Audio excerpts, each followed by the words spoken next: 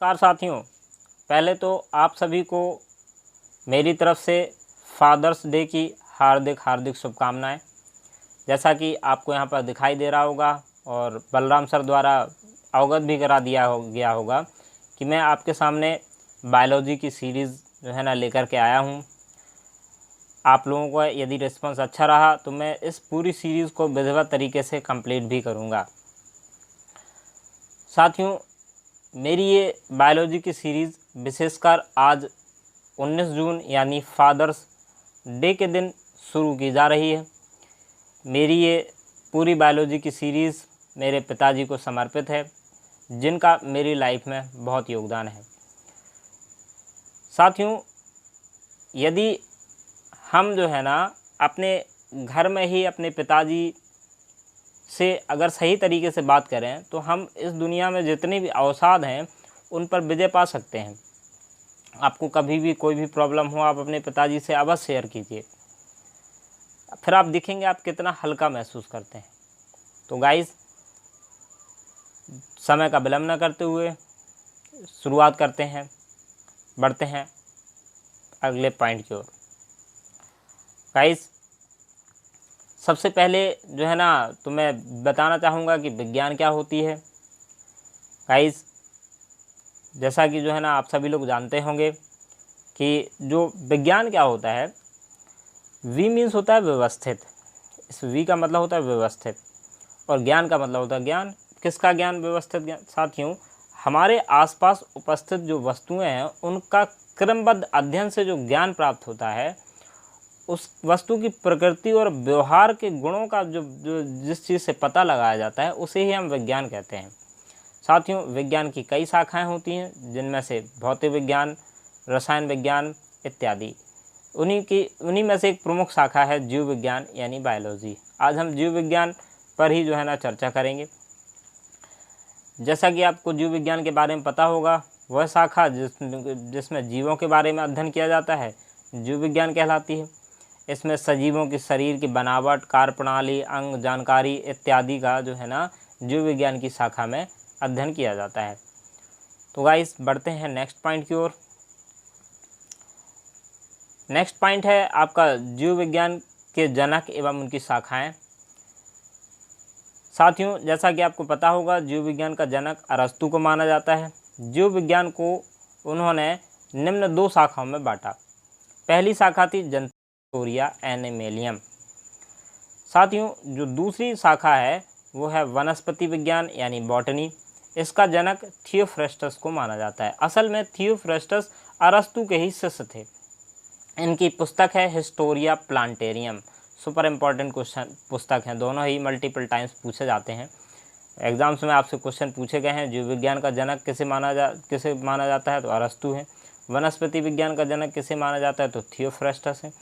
अरस्तु की पुस्तक का नाम था हिस्टोरिया एनिमेलियम और थियोफ्रेस्टस की पुस्तक का नाम था हिस्टोरिया प्लांटेरियम। चूँकि इन्होंने प्लांट के बारे में कहा तो हिस्टोरिया प्लांटेरियम, इन्होंने एनिमल्स के बारे में कहा तो हिस्टोरिया एनिमेलियम हो गया। साथियों, बढ़ते हैं नेक्स्ट पॉइंट की ओर। नेक्स्ट पॉइंट आपके सामने है कोशिका।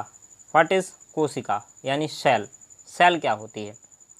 तो साथियों, जो कोशिका होती है वो हमारे शरीर की सूक्ष्मतम इकाई होती है, जिसे जो है ना हम लोग मौलिक इकाई के नाम से भी जानते हैं। कोशिका का अध्ययन साइटोलॉजी कहलाता है। कोशिका के जो खोज करता है वो रॉबर्ट हुक को माना जाता है। असल में रॉबर्ट हुक ने 1665 ईस्वी में खुद के बनाए माइक्रोस्कोप से जो पेड़ होता है, पेड़ की जो ऊपरी छाल होती है जिसे कॉर्क कहा जाता है, उसका जो है ना अध्ययन किया था और वो मृत कोशिका थी। असल में जो जीवित कोशिका की खोज करता है वो एंटोनी वॉन लीवेनहॉक को माना जाता है। लेकिन चूँकि सबसे पहले कोशिका को रॉबर्ट हुक ने ही देखा था तो कोशिका का जनक रॉबर्ट हुक को ही माना जाता है। यदि एग्जाम्स में आता है कि जीवित कोशिका का जनक किसे कहा जाता है तो फिर आपका आंसर होगा एंटोनी वॉन लीवेनहॉक। अदरवाइज यदि केवल कोशिका आता है तो आपका आंसर होगा रॉबर्ट हुक। गाइस, इसमें जो है ना कोशिका में हम कोशिका सिद्धांत के बारे में पढ़ेंगे। कोशिका सिद्धांत के जनक स्लाइडेन तथा श्वान को माना जाता है। अब जो है ना हम यहाँ पर पहले पॉइंट पर चर्चा करेंगे कि जो कोशिका है उसे जीवन की मौलिक इकाई या जो है ना जिसे हम लोग कहें बेसिक एंड फंडामेंटल स्ट्रक्चर, क्यों कहा जाता है, उसका एक रीज़न होता है। साथियों, कोशिका जो है ना हमारे शरीर की नींव होती है। कैसे? जैसे कि आपने देखा होगा कि जब कोई मकान बनता है तो उसमें आपने देखा होगा कि उसकी ईंट के ऊपर ईंट बाई ईंट जब रखते हैं ना, तो जब नींव जब बनाते हैं तो उसी के ऊपर मकान बनाते हैं। बिल्कुल इसी तरीके से कोशिका होती है। जो कोशिका होती है वो हमारे शरीर की सूक्ष्मतम इकाई होती है, और जिसे जो है ना हम लोग बोलते हैं बेसिक स्ट्रक्चर। तो साथियों क्या होता है, जो कोशिका ही जो है ना सबसे महत्वपूर्ण पार्ट होती है। जैसे कि आपने केमिस्ट्री में पढ़ा होगा, अणु परमाणु के बारे में पढ़ रखा होगा। जो परमाणु होता है वो सूक्ष्मतम कण होता है। ऐसे ही जो कोई भी जीव है उसके शरीर का जो सूक्ष्मतम इकाई होती है या सूक्ष्मतम कण होता है, वही आपकी होती है कोशिका यानी सेल। जब बहुत सारी कोशिकाएं मिल जाती हैं तो वो जो है ना ऊतक का निर्माण करती हैं। ग्रुप ऑफ सेल्स है ना, जो आपका क्या कहलाता है, ऊतक यानी टिश्यू कहलाता है। जब बहुत सारे टिश्यू यानी ऊतक मिल जाते हैं तो अंग का निर्माण करते हैं। हमारे शरीर में बहुत सारे अंग पाए जाते हैं, आँख, नाक, कान, हाथ, पैर, ये सब क्या हैं, बॉडी पार्ट्स ही तो हैं, अंग ही तो हैं, ऑर्गन ही तो हैं। तो जब बहुत सारे ऊतक मिल जाते हैं तो अंगों का निर्माण करते हैं। इसी प्रकार से जब हमारे शरीर में बहुत सारे अंग मिल जाते हैं तो वो अंग तंत्रों का निर्माण करते हैं। हमारे शरीर में बहुत सारे अंग तंत्र यानी ऑर्गन सिस्टम प्रेजेंट रहते हैं, जिनमें से एक प्रमुख होता है रक्त परिसंचरण तंत्र, पाचन तंत्र, तंत्रिका तंत्र, आपका श्वसन तंत्र और उत्सर्जन तंत्र। ये जो है ना कुछ प्रमुख तंत्र हैं, इनके बारे में जो है ना हम अध्ययन करेंगे, बारी बारी से इन सभी के बारे में अध्ययन करेंगे। एग्जाम्स में जो भी इम्पोर्टेंट पॉइंट पूछे जाते हैं वो उनके बारे में भी डिस्कस करेंगे। साथियों, जब बहुत सारे अंग तंत्र मिल जाते हैं तो जो है ना एक जीव यानी शरीर का निर्माण होता है। तो साथियों आप जो है ना समझ गए होंगे आखिरकार कहानी कहाँ से स्टार्ट हुई। ओवरऑल कहानी तो स्टार्ट हुई कोशिका से ना, तो इसी कारण से जो है ना कोशिका को basic and fundamental structure unit of life कहा जाता है। यानी कि कोशिका जो है ना हमारे शरीर की सूक्ष्मतम इकाई होती है। तो साथियों उम्मीद करता हूँ आपको ये बात समझ आ गई होगी। यदि जो है ना पसंद आई हो तो हमारे चैनल को लाइक, शेयर, सब्सक्राइब करना ना भूलें। तो साथियों बढ़ते हैं अगले पॉइंट की ओर।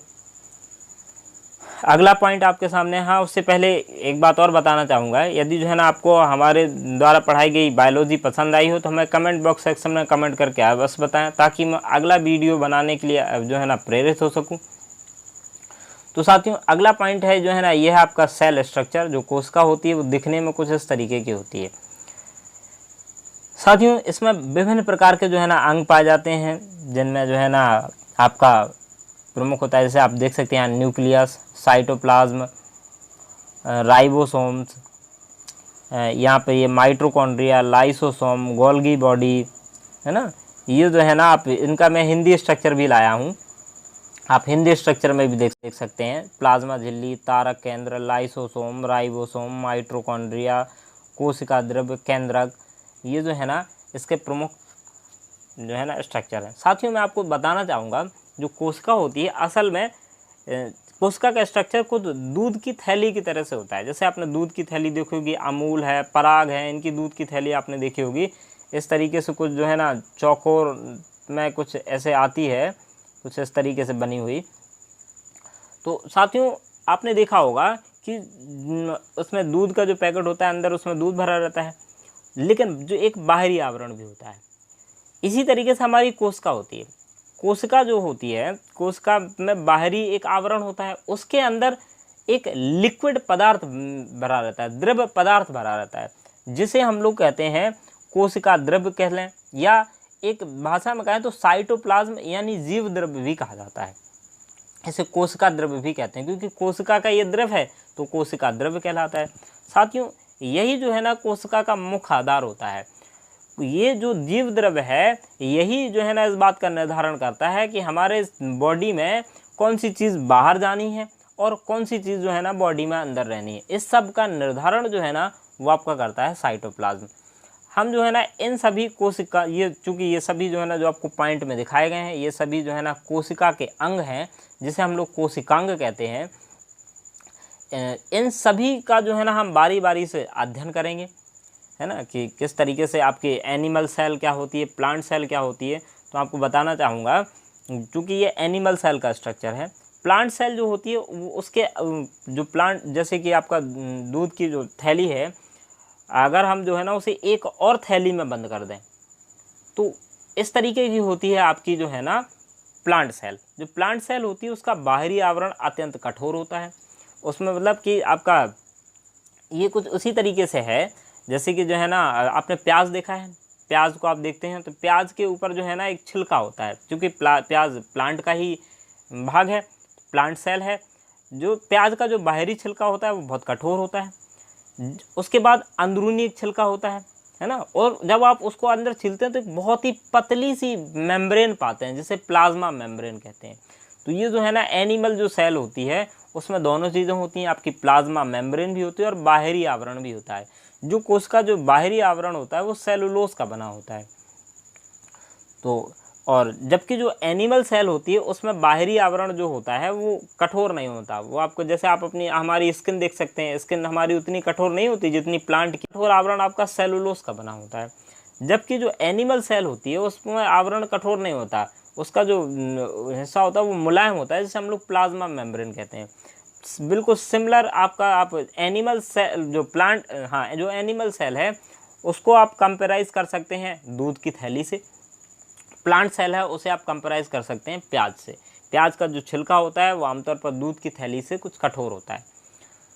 तो साथियों, उम्मीद करता हूँ ये बात आप समझ गए होंगे। बढ़ते हैं अगले पॉइंट की ओर। अगला पॉइंट है आपका जो है ना कोशिका सिद्धांत यानी सेल थ्योरी। साथियों, सेल थ्योरी को दो वैज्ञानिक एम सेल्डन तथा टी स्वान ने जो है ना कोशिका सिद्धांत दिया था। उन्होंने इस कोशिका सिद्धांत में बहुत सारे पॉइंट बताए थे। हालांकि जब जो है ना कोशिका की जो खोज हुई थी तो रॉबर्ट हुक और एंटोनी वॉन ल्यूवेनहॉक ने बस केवल एक पॉइंट बताया था, जो कोशिका है वो हमारे शरीर की सूक्ष्मतम इकाई होती है।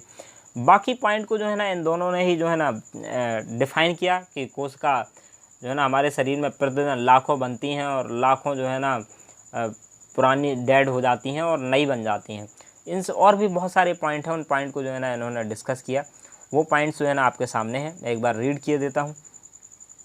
सभी जैविक जीव कोशिकाओं से बने होते हैं। बिल्कुल जितने भी जीव हैं वो सभी कोशिकाओं से मिलकर बने होते हैं, क्योंकि उनका आधार ही कोशिका है।